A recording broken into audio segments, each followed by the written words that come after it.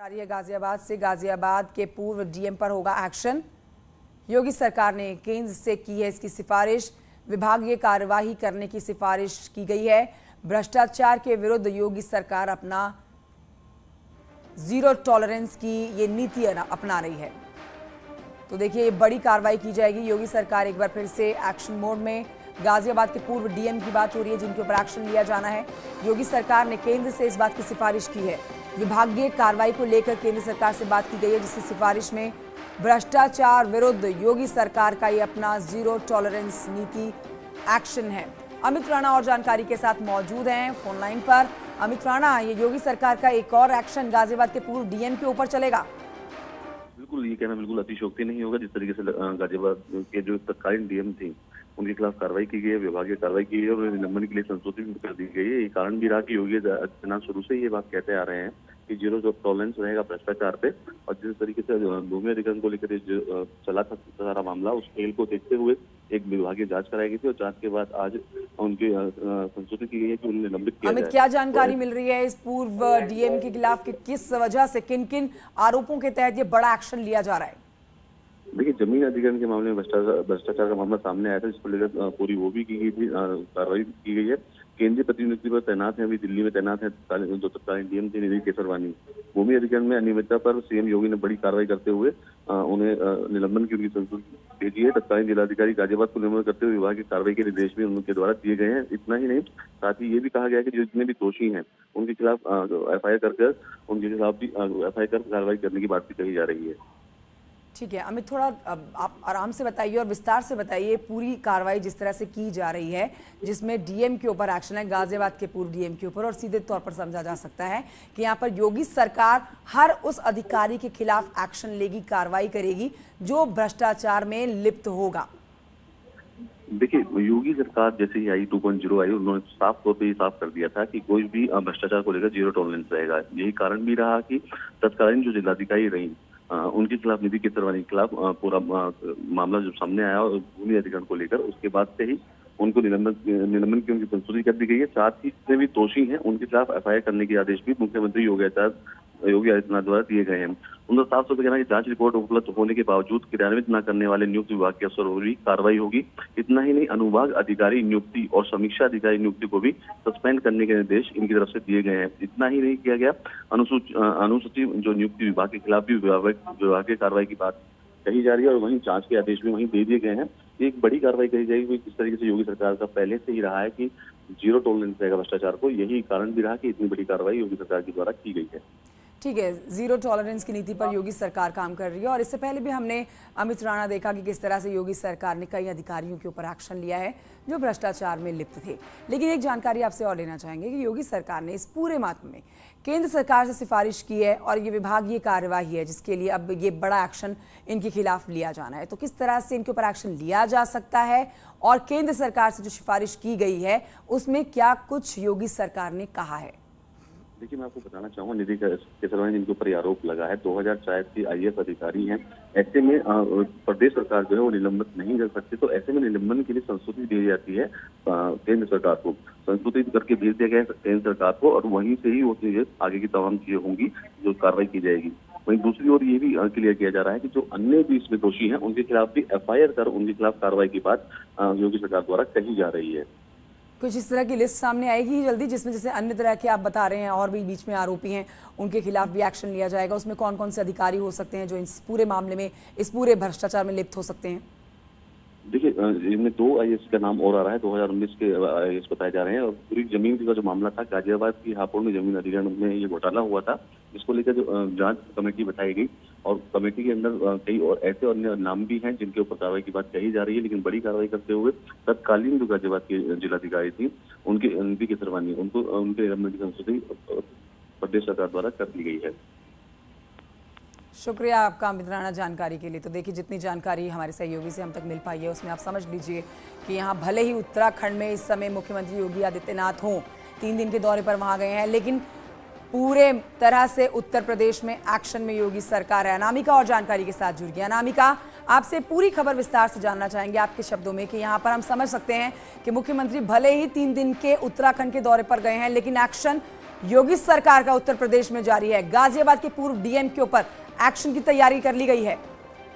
बिल्कुल, देखिए बड़ी खबर यही है कि मुख्यमंत्री योगी आदित्यनाथ भले उत्तराखंड के दौरे पर हो, लेकिन करप्शन पे जीरो टॉलरेंस की नीति को लेते हुए आगे बढ़ाते हुए जो कार्रवाइयों का दौर है अधिकारियों पर अब वो लगातार चल रहा है, जो भी हम देख भी पा रहे हैं। गाजियाबाद के जो पूरे डीएम है निधि केसरवानी, उन पर कार्रवाई मुख्यमंत्री की ओर से की गई है। साथ ही अगर बात की जाए इस पूरे प्रकरण की, तो जिस तरीके से उन पर यह आरोप था कि जो भूमि अधिग्रहण है उसमें अनियमितता जो थी वो की गई, पैसे की लेन देन की गई, करप्शन के चार्जेस लगाए गए। इसके अलावा अब मुख्यमंत्री के निर्देश के बाद ये कहा गया है कि चूंकि निधि केसरवानी फिलहाल में दिल्ली में केंद्रीय प्रति नियुक्ति पर है, लिहाजा विभागीय कार्रवाई करने के लिए जो उनकी फाइल है वो केंद्र सरकार को हैंडओवर की जाएगी। इस बीच ये भी खबर सामने आई कि इस पूरे मामले में जो भी दोषी हैं उनके खिलाफ एफआईआर दर्ज करके जो विधिक कार्रवाई है वो की जाएगी। यानी कि अधिकारी इस वक्त चाहे जिस भी पोस्ट पर हो, जहां पर भी हो, लेकिन अगर किसी प्रकरण में वो दोषी पाए गए हैं तो उनके खिलाफ कार्रवाई की जाएगी। अब फिलहाल निलंबन की कार्रवाई करते हुए विभागीय कार्रवाई शुरू करने के लिए जो पूरा प्रकरण है भारत सरकार को संदर्भित करने के आदेश दे दिए गए मुख्यमंत्री की ओर से। बिल्कुल अनामिका, और ये जो तरीका है योगी सरकार का काम करने का है, भ्रष्ट अधिकारियों को तो कतई रास नहीं आ रहा होगा। तो जाहिर तौर पर ये बड़ा एक्शन जो लिया जाएगा पूर्व गाजियाबाद के जो डीएम है इनके खिलाफ, लेकिन जो कुछ और नाम सामने आ रहे हैं उस पर आपके पास कोई जानकारी के और कौन कौन से वो अधिकारी हो सकते हैं जो उनके पूर्व डीएम के साथ मिलीभगत में होंगे या वो भी पूरी तरह से इस भ्रष्टाचार में लिप्त होंगे? ऐसी कोई जानकारी, कोई नाम सामने आ रहे हो? देखिए अभी इस पूरे प्रकरण में ये कहा गया है कि उस वक्त जो भी लोग थे निधि केसरवानी के साथ साथ उन सबकी जो जांच है अब वो की जाएगी। जो पत्रावली है उसके आधार पर ये तय किया जाएगा कि उस वक्त कौन कौन ड्यूटी पर थे और कौन कौन से लोग भूमि अधिग्रहण में अनियमितता के मामले में शामिल थे, किन के जरिए पैसे की लेन देन हुई थी।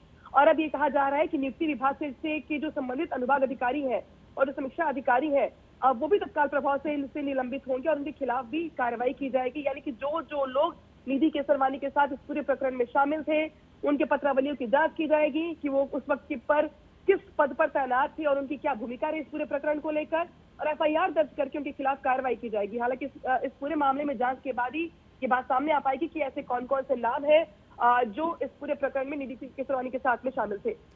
जी, जांच का विषय तो है और इसके लिए केंद्र सरकार से सिफारिश की गई है अनामिका। तो कोई जानकारी अगर कार्रवाई की जाती है और अगर जांच की जाएगी और भ्रष्टाचार वो पूरी तरह से उनके ऊपर सही साबित हो जाता है तो किस तरह का एक्शन पूर्व डीएम के ऊपर लिया जाएगा? देखिए अगर निधि केसरवानी की बात की जाए तो वो फिलहाल केंद्र में deputy secretary national institute of health and family welfare में है और चूंकि वो अब केंद्रीय प्रति नियुक्ति पर है, लिहाजा मुख्यमंत्री की ओर से अपनी ओर से कार्रवाई करते हुए चूंकि वो केंद्र की अब अधिकारी है और केंद्र में तैनाती है उनकी, लिहाजा उनको फिलहाल जो पूरा प्रकरण है उसको बताते हुए जो रिपोर्ट है और जो उनकी फाइल है वो केंद्र को दे दी गई है। अब इस पूरे मामले में जो केंद्र की ओर से जो कार्रवाई होगी अब वो की जाएगी। यूपी सरकार की ओर से अपनी रिपोर्ट जो है वो दे दी गई है और अपनी ओर से जो कार्रवाई के तौर पे सस्पेंशन है उसको लेके आदेश जारी कर दिए गए हैं। शुक्रिया अनामिका जानकारी देने के लिए। तो योगी सरकार के इस काम करने की स्टाइल को तमाम उन अधिकारियों को समझना होगा जो अब तक पीछे भ्रष्टाचार में लिप्त नजर आए हैं, क्योंकि एक बड़ी कार्रवाई गाजियाबाद।